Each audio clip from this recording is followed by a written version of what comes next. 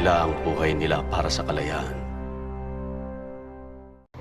Magandang araw po sa ating lahat. Ako nga po pala si Binibining Ranibel si Zamora mula sa Bachiller na Sining sa Filipino ng unang taon. Bilang isang mag-aaral at isang Pilipino, nais kong magbigay ng taus-pusong pagpapasalamat kay Dr. Jose Rizal. Hindi lamang po siya isang bayani na mababasa sa mga libro, kundi isang taong naging daan upang mamulat ang mga Pilipino sa tunay ng kalagayan ng ating bansa noon. Sa pamamagitan ng kanyang mga isinulat tulad ng Noli Me Tangere at El Filibusterismo, ipinapakita niya ang katotohanan kahit alam niyang maaari itong magdulot ng masama sa kanyang buhay. Dahil dito, marami ang naglakas ng loob upang ipaglaban ang ating sariling bayan. Habang pinag-aaralan ko ang buhay ni Rizal, mas lalo kong naunawaan kung gaano kalaki ang kanyang sakripisyo para sa Pilipinas.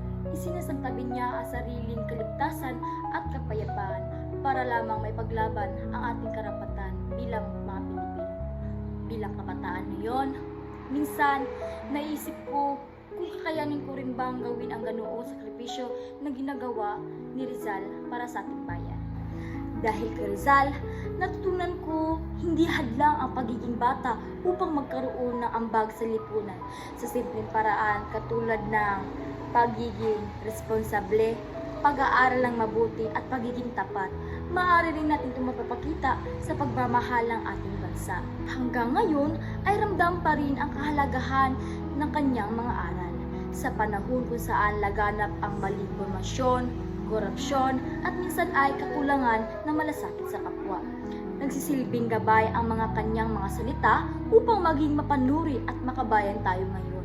Bilang estudyante, taos-puso ako nagpapasalamat kay Dr. Jose Rizal dahil naging inspirasyon ko siya upang pahalagahan ko ang edukasyon at gamitin ang aking boses para sa tama at makatarungan.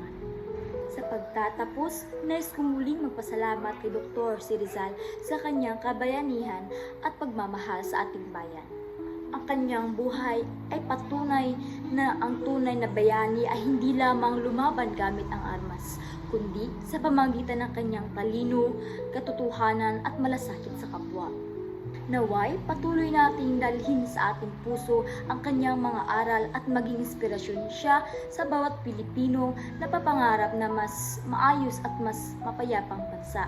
At yun lamang po ang aking speech gratitude for Dr. Jose Rizal at maraming salamat po. Mabuhay!